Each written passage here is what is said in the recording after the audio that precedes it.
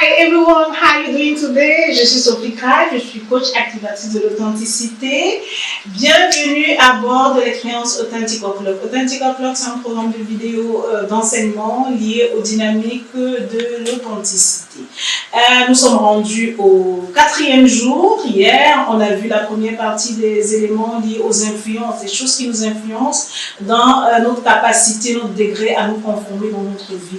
Et donc, on a abordé la première partie hier. On a vu les externalizers, les choses, des influences extérieures. Aujourd'hui, on voit la première partie des internalizers. Ok?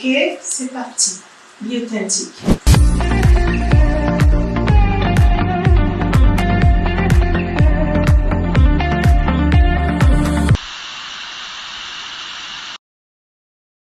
Les internalizers, ce sont les influences intérieures qui nous ont poussés ou qui nous poussent ou qui nous conditionnent tout au long de notre vie à nous conformer à telle ou telle attitude, comportement, système de croyance, etc.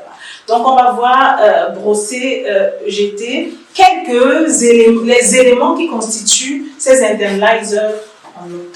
On y va, on a le premier élément, notre système de croyance, ce en quoi nous croyons. On a le script de vie. Notre script de vie, ce sont les messages ancrés dans notre subconscient qui nous dirigent lorsqu'on est plus adulte. Les étiquettes, les attributions qu'on nous lance, tu es idiot, tu es bête, tu es belle, tout ça. La carte mentale, c'est toujours lié à toutes les informations qu'on a ancrées, qu'on a gardées dans notre subconscient. Et ça détermine comment est-ce qu'on voit le monde. Le paradigme, c'est la lunette qu'on porte pour regarder au monde. Je peux avoir un paradigme de pauvreté. Donc, même si je suis dans l'opulence la plus complète, j'ai toujours l'impression que je suis pauvre, qu'il y a des choses qui me manquent. Par exemple, ça peut être un paradigme de vie. Les masques, ce qu'on porte pour faire semblant, le masque d'hypocrisie, le masque de force, etc. Les moules et les stéréotypes de notre vie.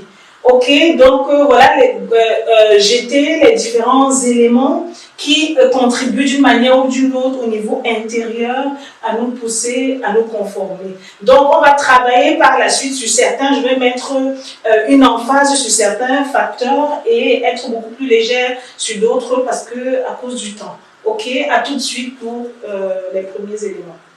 On y va pour le troisième élément, internalizer, qui conditionne notre manière de capacité de se conformer. Ce sont les masques. C'est quoi le masque? Le masque, c'est simplement expliciter. Je ne veux pas être longue. C'est lorsque tu portes tes peurs pour te protéger, aussi simple que ça. Et peut-être pour le rendre plus explicite, je vais lire une autre. C'est que lorsque tu es arrogant, tu as simplement peur de perdre le contrôle. Lorsque tu es froid, tu as peur de ne pas contrôler une situation. Donc, tu as le masque de froideur. Tu es connu pour quelqu'un de froid. Tu regardes les gens. C'est-à-dire que, en fait, l'idée, c'est que tu as peur de perdre le contrôle. Lorsque tu sens que tu es désintéressé dans les situations. Vous avez déjà vu, vous avez été en relation avec quelqu'un, avec une femme qui est en relation avec un homme, mais il a toujours l'air d'être désintéressé, il ne s'occupe pas d'elle, il ne s'occupe pas de ce qu'elle pense. C'est simplement parce qu'il a peur d'être rejeté. Ça peut être le masque de gentillesse, c'est quelqu'un qui, au fond, a la peur de ne pas se sentir worthy, valuable.